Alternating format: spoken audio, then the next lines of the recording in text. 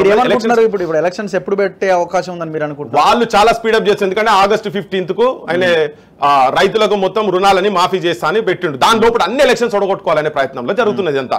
ఇక్కడ ఉన్నటువంటి ప్రభుత్వం ముఖ్యమంత్రి చేస్తున్నటువంటి కుట్ర ఇది. ఓకే, దాని లోపల కంప్లీట్ చేసుకోవాలి, ఏదో చేసి మామ అనిపించి క్లోజ్ చేయాలని చెప్పనే ఆలోచనలో తను ఉన్నాడు. కానీ న్యాయం ఎప్పుడు జరుగుతుందంటే సమగ్ర కులగణన మొత్తం చేసి సామాజిక ఆర్థిక పరిస్థితులు అన్ని రాజకీయ పరిస్థితులు అన్ని కనుక మొత్తం తీసుకొచ్చి దాని రిపోర్ట్ ప్రకారం తీసి బీహార్ మోడల్లో ఏదైతే ఉన్నదో ఇప్పుడు ఏదో బీసీ కమిషన్ చేస్తుంది అని అంటున్నారు కదా. బీసీ కమిషన్ ఒక రిపోర్ట్ ఇస్తే దాని ప్రకారం పెంచుతామని అంటున్నారు. బీసీ కమిషన్ కు కులగణనకు సంబంధం ఏంటిది అసలు? ఇప్పుడు చేస్తారేమో ఒక 5-6% అటు ఇటు పెంచేసి ఎలక్షన్ లోకి వెళ్తామని అంటారు. అది కాదు కదా, 5-6% కాదు. నీ హక్కు ఎంత కావాలో అంత రావాలి. నువ్వు 100 మార్కుల పేపర్ రాస్తే నీకు 90 మార్కులు వచ్చే కాడ నువ్వు 90 మార్కులు వచ్చేంత నువ్వు రాసినప్పుడు నీకు 20 మార్కులు ఇస్తా అంటే నడుస్తుందా? కాదు, నువ్వు కరెక్ట్ చేయి. నా జనాభా ఎంతున్నది, ఈ సెక్షన్స్ జనాభా ఎంతున్నది, గత ప్రభుత్వమే ధోకా చేసింది. బయట చెప్తున్నారు 23% అనేది చెప్పిన కదా, యాక్చువల్ గా నువ్వు అది ఏజెన్సీ ఏరియాలను తీసినటువంటి డేటా చూస్తేనే 18%. అప్పుడే కుట్ర చేసి అన్యాయం జరిగింది. ఈ తెలంగాణ సమాజంలో ఉన్నటువంటి పేదోళ్ళు ఎవరు గమనిస్తలేరు దీంట్లో. ఒక్క బీసీలకు కాదు, బీసీ ఎస్సీ ఎస్టీలకు సంబంధించి అగ్రకులాలు ఉన్న పేదోళ్ళకు కూడా దీనికి సంబంధం లింక్ ఉన్నది. సో అందుకని కంప్లీట్ కులగణన జరగాల్సిన అవసరం ఉన్నది. అవి జరిగిన తర్వాతనే ఎన్నికలు చేయాలి, లేకపోతే గ్రామాలలో మండలాలలో మనం తిరగబడాల్సిన అవసరం ఉన్నది. అందుకే మళ్ళొక్కసారి నేను ఎందుకు స్పెసిఫిక్ గా చెప్తున్నా అంటే ఇన్నేళ్ల తర్వాత కూడా ఇంత సోషల్ మీడియా కావచ్చు, ఇంత టెక్నాలజీ బిల్డప్ అయిన తర్వాత కూడా ఇంకా కూడా మనకు అర్థం కాకుంటే, ఆ డేటా స్టాటిస్టిక్స్ అర్థం కాకుంటే ఒకడు కూడా లేరు కదా ఇప్పటిదాకా ముఖ్యమంత్రి, లేకుంటే ఇబ్బందుల పాలవుతాము. చిన్న చిన్న పోస్టులే కదా కొంతమంది అంటారు. ఏ ఊర్లలో గ్రామ పంచాయతీలో సర్పంచ్లు ఎంపీటీసీలు ఇవే కదా. సో వీటి మీద ఎందుకు ఇంత ఇది చేయడం? అంటే వాళ్ళు గ్రామ పంచాయతీ సర్పంచ్లో కూడా అర్హులు కదా మరి? వీళ్ళు చదువుకోలేదా? స్టాండర్డ్స్ లేవా? ఉద్యమాలు చేయలేదా? త్యాగాలు చేయలేదా? నక్సలైట్ ఉద్యమాలలో పోయి చచ్చిపోయిన లేరా? తెలంగాణలో సాయుధ పోరాటంలో చచ్చిపోలేదా? ఈ కులాలు త్యాగాలు చేయలేదా? తెలంగాణ ఉద్యమంలో చచ్చిపోలేదా? ఉస్మానియాలో చచ్చిపోలేదా? హైయెస్ట్ ఫస్ట్ ఇక్కడ కూర్చొని సాయి సూర్యాపేట పిల్లవాడు ఇంజనీరింగ్ కాలేజీలో జస్ట్ హక్కుల గురించి అంటే చనిపోయిన శవాలు కనీసం అమరల స్తూపం దగ్గర పోయి నివాళులర్పించాలని చెప్పని దానికి కూడా చేయనీయకపోతే దానికి తిరగబడి చెప్పి ఆత్మహత్య చేసుకున్నాడు. అట్లీస్ట్ సాయి ఇంజనీరింగ్ మన యాకయ్య గేట్ కాడికెళ్ళి వచ్చిండు. ఏంది నన్ను ఆడిదాకా కూడా కనీసం పోనీయరా అంటే వచ్చి మీద ఇమ్మోలేట్ అయిపోయిండ్రు.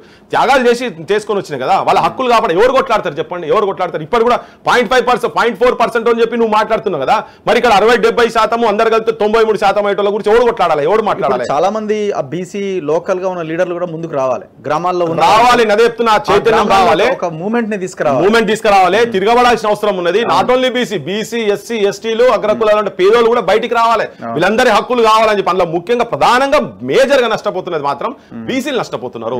ముందుకు రావాలి. మీరు సర్పంచ్లు అయితేనే రేపు పొద్దుగాల నీకు మండలాల స్థాయిలోకి వచ్చి ఇలా ఎమ్మెల్యేలే టికెట్ ఇవ్వాలంటే ఎవడు గెలుస్తారండి? బీసీలు ఎవడు గెలుస్తారని చెప్పి ఆరాకొర ఇస్తే ఓడగొడతారు, అందరు కలిసి ఓడగొడతారు. అది ఇయ్యారు. ఎందుకంటే రాజకీయ పార్టీలు మొత్తము ఇటువంటి వాళ్ళ చేతులలో వీళ్ళ పెత్తనాలలో ఉన్నాయి కాబట్టి రాత్రి వస్తాడు. ఏదో వానికి పైసలు ఉంటే అయిపోయాయి. రాత్రి వస్తాడు తొలియారు టికెట్ తీసుకుంటాడు. ఏ పార్టీ అని ఉండని. అంతకుముందు ఏ పార్టీ బీసీ వాడు మాట్లాడితే మాత్రం వీడు ఆడున్నాడు మాయి మొత్తం లెక్క పెడతాడు. అన్ని ఉన్నా కానీ మరి నాకు ముఖం నచ్చలేదని చెప్పి పక్కకు పెట్టే పరిస్థితి ఉంటుంది. ఈవెన్ వాళ్ళలో ఎస్సీ ఎస్టీలలో ఉన్నటువంటి చైతన్యవంతులైనటువంటి వాళ్ళని కూడా వాళ్ళు రాణిస్తలేరు. ఖాళీ వాళ్ళ దగ్గర బూటులు నాకేటోళ్ళు చెప్పులు మోసేటోళ్ళు ఉంటారు కదా, అటువంటి వాళ్ళకు వాళ్ళకే టికెట్లు ఇచ్చి కుసబెడుతున్నారు.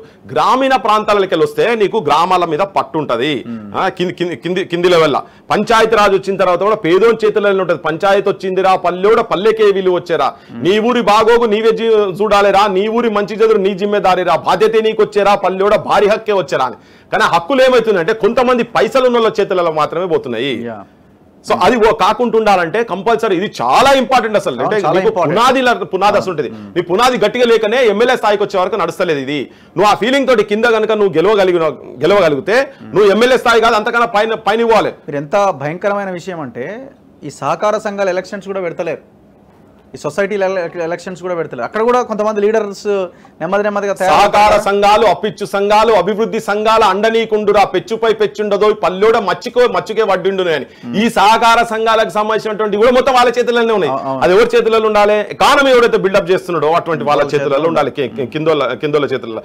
ఆ పనులు ఈ పనులు ఒకటి చేసుకున్న చేతులలో. అదే కలెల్కర్ అదే అంటాడు, 75% మోర్ దాన్ 70% బీసీలో ఉన్నటువంటి చేతి వృత్తులకు సంబంధించినటువంటి కమ్మరి, కుమ్మరి, చాకలి, మంగలి ఏదైతే వృత్తులకు సంబంధించి సంబంధించినట్టు వాళ్ళకు ఉన్నాయో ఇటువంటి వాటిలో మొత్తం వాళ్ళకే ఇవ్వాలని చెప్పి కానీ ఎవరు తీసుకుపోయి బుట్టలు చెత్త బుట్టలు వాడేసిండి ఇవన్నీ ఇవి జనానికి ఎవరిని తెలియదు ఇదంతా ఎవరు తెలియదు గ్రామాలలో ఉన్నటువంటి చదువుకున్న వాళ్ళందరూ కూడా ఇవి చదువుకోవాలి కమిటీలు ఏంటిది మండల కమిషన్ ఏంటిది అసలు ఏంది రిజర్వేషన్స్ ఏంటిది సిస్టమ్ ఏంటిది ఇదంతా ఈబీసీస్ కు ఇవన్నీ ఇచ్చారు కదా సో ఇవన్నిటి మీద క్లియర్ కట్ అవగాహన వచ్చి అసలు పల్లెల్లో మనకు రావాల్సినటువంటి ప్రజలకు రావాల్సినటువంటి పేద ప్రజల గురించి పెట్టినటువంటి రాజ్యాంగ హక్కులను కూడా వీళ్ళు కాలరాస్తున్నారు మొత్తము ఇది ఒక పెద్ద రాజకీయ కుట్ర ఇది ఇప్పుడు కేసీఆర్ చేసింది ఇప్పటిదాకా ఎవరు తెలియదు మోసం ఇప్పుడు మనం చర్చ జరుగుతుంటే 23% అనేది వస్తుంది బయట కూడా ఇవాళ పొద్దున పేపర్ నువ్వు చెప్పినాక నేను పేపర్ చూస్తే 23% అది ఇట్స్ నాట్ 23 ఇట్స్ జస్ట్ 18% చూడమని చెప్పండి షెడ్యూల్ ఏరియా తీసేస్తే టోటల్ పాపులేషన్ లో వాళ్ళు ఇస్తున్నది 18% కాంగ్రెస్ ఇస్తున్నది 42% అసలు నా జనాభా ప్రకారం వస్తే 50% దాటుతుంది కావచ్చు రాజ్యాంగ సవరణ జరగాలండి ఎవరి చేతిలో ఉన్నది జరగాల్సిందే కదా ఎవరు not going to follow so గ్రామాల్లో ఉన్న ఎవరైతే సర్పంచ్లుగా పోటీ చేయాలనుకున్న బీసీలకు కూడా మనం పిలుపులు ఇవ్వాలి పక్కా ఇప్పుడు వాళ్ళ ఒక మూమెంట్ తీసుకురావాలి ఇప్పుడు దీని నుంచి అట్లీస్ట్ మీరు చైతన్యవంతులు కాండి గ్రామాల నిర్మాణం స్టార్ట్ చేయండి మేము కూడా అనుకుంటున్నాం మొత్తం పిలిచి ఒక ట్రైనింగ్ క్లాసెస్ కంప్లీట్ గా పెట్టి గ్రామాల సర్పంచులు వార్డు మెంబర్లు ఎవరైతే పోటీ చేసుకున్నారో వాళ్ళకు కూడా ట్రైనింగ్ ఇచ్చేటువంటి ఒక పని కూడా మేము మొదలు పెట్టే ప్రయత్నంలో ఉన్నాము సార్ గ్రామ పంచాయతీ యాక్ట్ ఏంటిది దేశం ఏంటిది మనం ఎక్కడ ఉన్నాము దేశ సంపద ఏంటిది మన వాటా ఏంది ఎవరు వాటా ఏంది అనేది నిజాయితీ పరులకు ఎక్కువ పైసా లేకుండా ఇప్పుడు 50 లక్షల రూపాయలు ఇచ్చి నిజంగా ఏ కులం ఉండను కానీ ఈవెన్ అగ్ర కులాలు కూడా కావచ్చు 50 లక్షలు 60 లక్షలు తీసుకుపోయి ఒక గ్రామ పంచాయతీ మీద పెట్టి వాడు జనం పైసలు ఇచ్చి జనానికి ఓట్లు వేసుకొని గెలిచిననుకో వాడు 50 లక్షలకు ఇంకో 2 కోట్లు సంపాదించుకుంటాడు గ్రామాలలో అంత పైసలు సంపాదించుకుంటుందా అవినీతికి పాలు చేసేందుకు సిస్టమ్ ను మొత్తం చెడగొట్టేందుకు చేస్తున్నటువంటి పని ఇది పైసలు లేకుండా ఓట్లు చేసేటువంటి మెకానిజం కూడా తీసుకురావాలి అటువంటివి కూడా మేము రేపు ఆ ట్రైనింగ్ క్లాసెస్ లో పెట్టదలుచుకున్నాం మేము దానికి ఖాళీ తెలుసుకున్నాం నేను భవిష్యత్తులో నేను ఇక్కడనే కూర్చొని నేను అది డిక్లేర్ కూడా చేస్తాం తప్పకుండా పోరాటం జరగాల్సిన అవసరం ఉంది గ్రామాల్లో ఉన్న ఎవరైతే బీసీలు సర్పంచ్లుగా వార్డ్ మెంబర్లుగా ఎంపీటీసీలుగా జెడ్పీటీసీలుగా పోటీ చేయాలనుకుంటున్నారో సో ఈ కులగణన జరగకపోతే బీసీలకు రిజర్వేషన్లు ఉన్న జనాభా ప్రకారం రాకపోతే మీరు మీ కళని భవిష్యత్ రాజకీయ కళని అధికార కళని కోల్పోయే అవకాశం ఉంది కాబట్టి ఈ మూమెంట్ ఇక్కడ నుంచి స్టార్ట్ కావాల్సిన అవసరం ఉన్నది సో మీ గ్రామంలో ఉన్న ప్రజలని తట్టి లేపే ప్రయత్నం చేయండి ఒక మూమెంట్ తీసుకురండి ఇది ఒక చిన్న వాళ్ళ లీడర్షిప్ గురించే కాదు యావత్ సమాజంలో మార్పు ఉన్న నాయకత్వంతో జరుగుతలేదు కాబట్టి ఈ కష్టాలలో ఈ వ్యవస్థలో పెరిగినటువంటి వాళ్ళ చేతుల నాయకత్వం ఉంటే సమాజ అభ్యుదయానికి తోడ్పాటు పడుతున్న ఉద్దేశంతో ఇది సో అందుకని ఇవన్నీ ఒక్కదానికొకటి ఇంటర్లింక్ ఉన్నాయి anyway thank you very much Prithviraj గారు థ్యాంక్ యూ చూస్తూనే ఉండండి మన తొలి వెలుగు.